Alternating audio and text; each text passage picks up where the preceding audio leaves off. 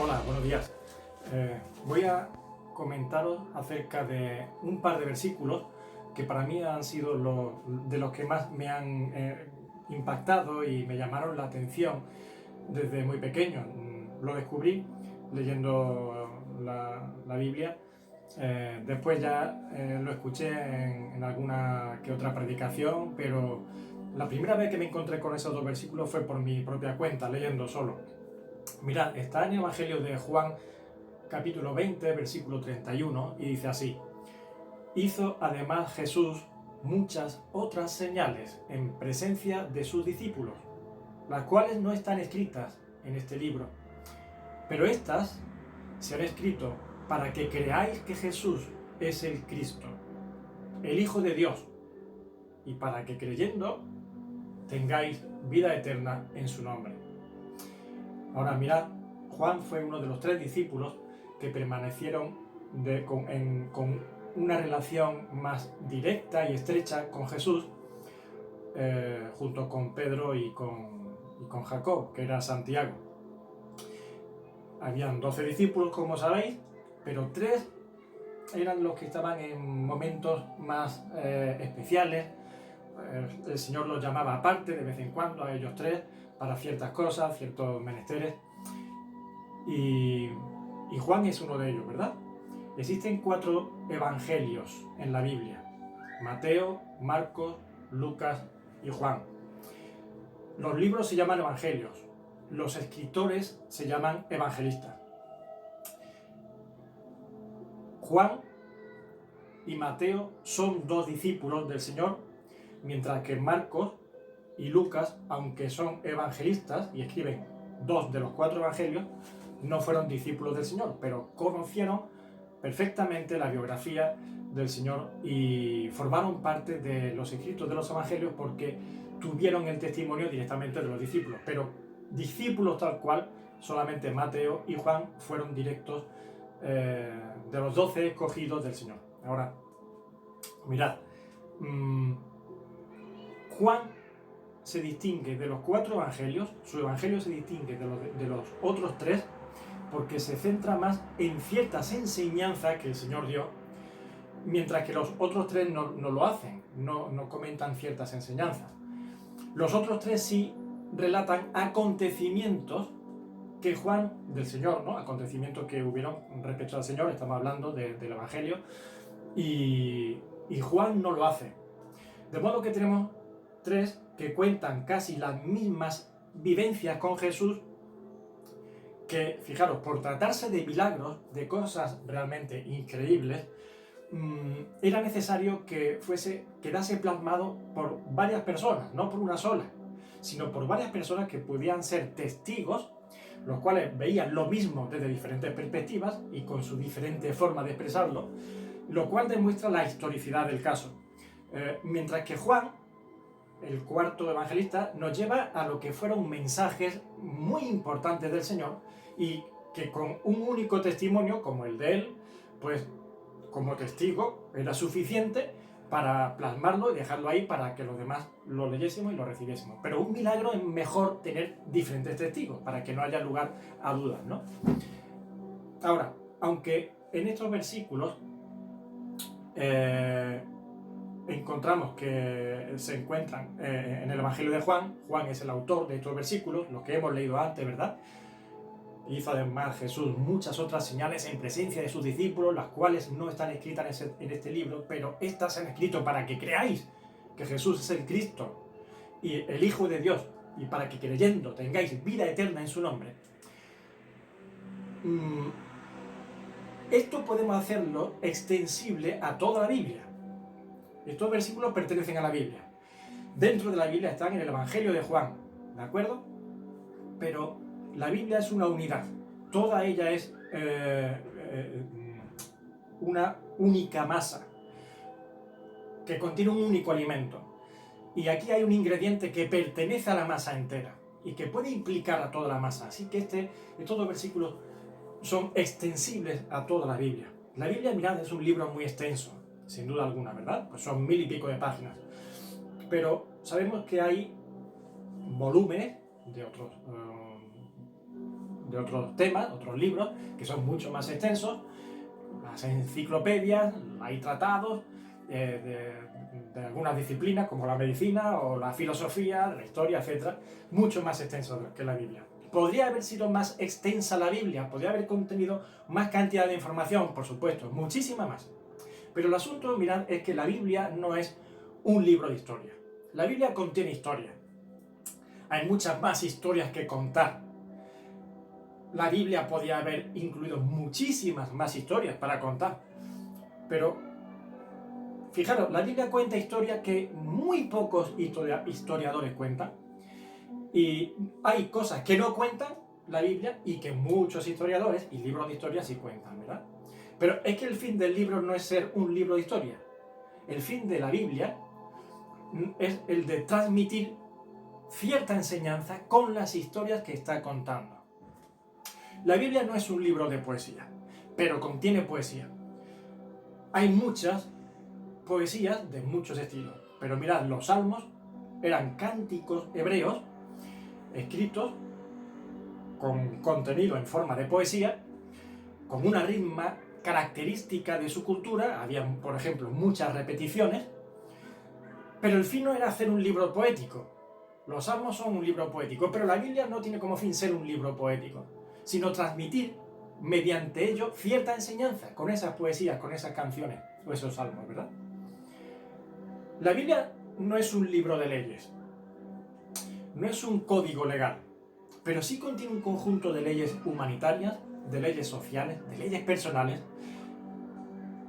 que son precisamente de las más elevadas que haya podido ocurrir ni darse en toda la historia de cualquier civilización, y que al asumirlas los pueblos, aquellas naciones que han asumido esas leyes bíblicas, precisamente han visto mejoradas sus condiciones cívicas, humanas y morales, lo cual ha evidenciado cómo era acertada perfectamente esa ley bíblica, cómo están bien trazadas y cómo son lo mejor y las mejores leyes para la convivencia y para la humanidad.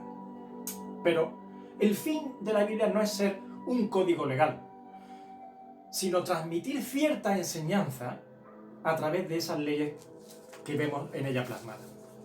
Ahora, tampoco es un libro de biografía, y sí que contiene biografía de ciertos personajes, pero concretamente biografías que nos llevan también a ciertas enseñanzas. Y no es un libro de crónicas simplemente, pero contiene crónicas. Y de hecho hay dos libros, se llaman Primero y Segundo de Crónica, ¿verdad? Pero no es para hacer una cronología simplemente, sino que en esas crónicas se detallan ciertos linajes, ciertas personas, ciertas épocas que nos ayudan a entender cierto mensaje. Y la Biblia no es un libro de profecías, contiene casi todas ellas profecías de principio a fin, pero no se limita a ser un libro de profecía en el sentido de ser un libro misticista. El misticismo no es el propósito de la Biblia, ni el mero hecho de predecir el futuro. Mirad, va a ocurrir esto. Conocemos a Nostradamus, ¿verdad? Que dice, va a ocurrir tal cosa en tal año. Y se acabó. La Biblia no tiene la profecía en ese sentido meramente informativo, ni es un libro meramente profético, sino que en ella, en la profecía, se transmite cierta enseñanza. Ahora, ¿qué es lo que estoy diciendo con esto? Que cada punto que os he dicho estoy diciendo cierta enseñanza. Mirad, la Biblia es palabra de Dios. Y Dios la ha dado a la humanidad con un propósito. Su palabra la ha transmitido, la ha derramado sobre la humanidad con un propósito. Decir que la Biblia es palabra de Dios es mucho más de lo que podemos pensar. Porque mirad, la palabra de Dios es lo que hizo los cielos, la tierra, como dice la misma Escritura, que se refiere a la creación entera. Cuando dice hizo los cielos y la tierra, es todo lo que se ve, todas las cosas visibles e invisibles. La palabra de Dios es el poder de Dios obrando. Es Dios mismo, es el Verbo. Mirad que Padre, Hijo y Espíritu Santo son tres personas, un mismo Dios, y el Hijo es el Verbo que se hizo carne, a ese se le llama Jesucristo. Y el Verbo es, fijaros en la nomenclatura que se usa para ello, ¿no? O la forma de nombrarlo, el verbo es la palabra que actúa, un verbo es la acción en una frase, ¿verdad? Pues es Dios mismo actuando, eso es la palabra de Dios. Ahora, la Biblia es, por tanto, ahora como libro escrito, es el compendio de la revelación de Dios justa y suficiente. ¿Para qué? Justa y suficiente para un propósito que Dios tiene, que es el principal propósito de Dios para la humanidad, que es la salvación del hombre perdido en el pecado y bajo el imperio de la muerte. Mirad, Dios tiene un universo infinito de sabiduría, la cual podrá mostrarnos durante toda la eternidad. Todo el tiempo, podemos decir entre comillas, porque la eternidad trasciende al tiempo, pero todo el tiempo de la eternidad creo que no será suficiente para conocer totalmente a Dios y todo lo que Él tiene para nosotros. Pero, fijaros, ahora lo que interesa es revelar la información necesaria para que hallemos esa vida eterna. Sin vida eterna no vamos a tener eternidad que disfrutar. Sin vida eterna no vamos a estar en la presencia de aquel que tiene tanto para ofrecernos durante toda la eternidad. Entonces lo primero es lograr la vida eterna, hallarla. Y para eso Él se ha preocupado de que podamos alcanzarla. Y en ello está la revelación suficiente de la palabra de Dios. Mirad, después de crucificado, el Señor resucitó al tercer día. Y entre otras apariciones que hubo y que hizo, una de ellas, y de las primeras, fue a dos de los discípulos que iban camino a un pueblo llamado Emaús. Y se le acercó como caminante, se apareció como a modo de un caminante más, de modo que no lo reconocieron. Ellos iban hablando del asunto de lo que había ocurrido tan tremendo, ese espectáculo tan espeluznante, ¿no?, de la crucifixión de estos tres, que entre ellos, uno de ellos era un personaje tan extraordinario como ese Jesús de Nazaret. Y en esa conversación ellos se asombran de que ese caminante que se acerca pues se hace como que no conocía del asunto. ¿Y qué? ¿Qué es lo que ha pasado? Bueno, ¿cómo que qué ha pasado? ¿Tú no te has enterado si todo el mundo lo sabe? Y ahora Jesús, a lo largo de la conversación, de repente empieza a decirle cómo en las Escrituras se veía la necesidad de la presencia del Mesías de principio a fin, desde el libro de Génesis hasta el último profeta que había hablado hasta ese momento histórico, ¿no? Después la Biblia continúa con el Nuevo Testamento, pero hasta entonces era el Antiguo Testamento solo, que acaba en Zacarías, en Malaquías, perdón. Cómo ese Mesías que aparece desde Génesis, reflejado en cada libro hasta Malaquías, debía pasar por los acontecimientos que él pasó: sufrimiento, rechazo, sufrimiento, padecimiento hasta la muerte y resurrección, para después ser llevado a los cielos como Salvador y como Señor de todo, por derecho, y así llevar a muchos hijos a la gloria.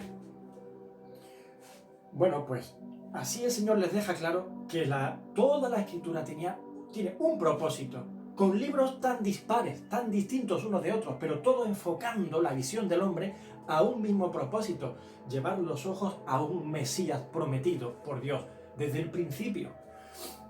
Juan, antes de acabar su evangelio, quiere dejar constancia de esa línea que recorre toda la Escritura y que también es el punto principal de su escrito, de su evangelio. Juan está diciendo: mirad, podrían haberse escrito muchísimas cosas más. Jesús hizo muchas cosas más, seguramente tantas que no cabrían en el mundo, y lo escribe así, tal cual.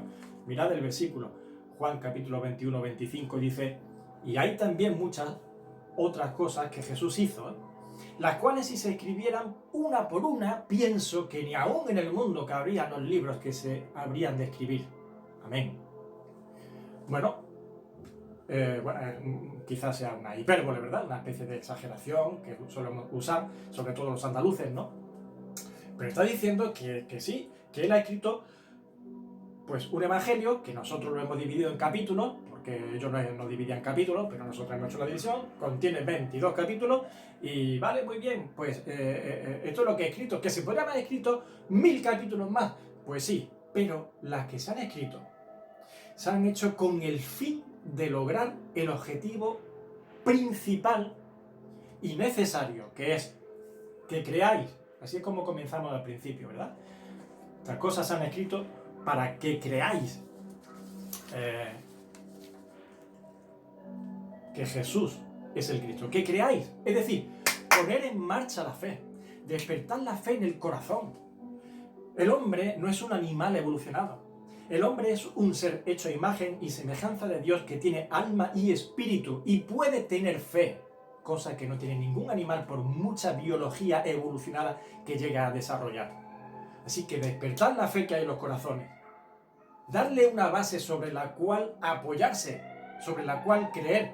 No consiste en una fe de credulidad, de creerme lo primero que me cuenten y se acabó. Hay datos, está la historia entera de la humanidad dada ahí, y escrita y plasmada, con lo suficiente para hacernos mirar y creer. ¿Creer en qué? Pues como sigue, que creáis que Jesús es el Cristo, es decir, el Mesías, profetizado desde el principio, desde la primera metedura de pata del hombre, que se separa de Dios, y ahí está Dios ahora diciendo, pues voy a preparar solución para esto. Hay un Mesías. Y desde entonces va dando información y dando documentos y datos que nos van informando a través de muchas formas, como he dicho, poesía, crónicas, leyes, biografías, todo tipo de maneras para hacernos creer que hay un Mesías prometido y profetizado. Aparentemente un hombre tan sencillo y tan común, pero que es Dios mismo hecho hombre. Y se da testimonio de la evidencia de ellos. Y ahora Dios mismo dice, después de haber hablado durante todo el tiempo, de muchas formas, por los profetas y de muchas maneras, ahora ha hablado en hijo, en forma de hijo, él mismo hecho hombre. La vida eterna arranca, por tanto, de la aceptación por fe de ese Señor y Salvador Jesucristo. Mirad, estas cosas se han escrito para que creáis que Jesús es el Cristo, el Hijo de Dios, no un hombre bueno cualquiera, el Hijo de Dios, y para que creyendo tengáis vida eterna en su nombre. Así que, aceptando por la fe a ese Señor y a ese Salvador, Jesucristo, en nuestra vida, podemos nacer de nuevo a una nueva vida, a una vida eterna. Y para eso se han escrito las cosas que se han escrito. Y para eso la palabra de Dios permanece a lo largo de toda la historia, de todos los siglos, y trascenderá mucho más allá, hasta el infinito y más allá. Que el Señor os bendiga. Un fuerte abrazo y hasta pronto.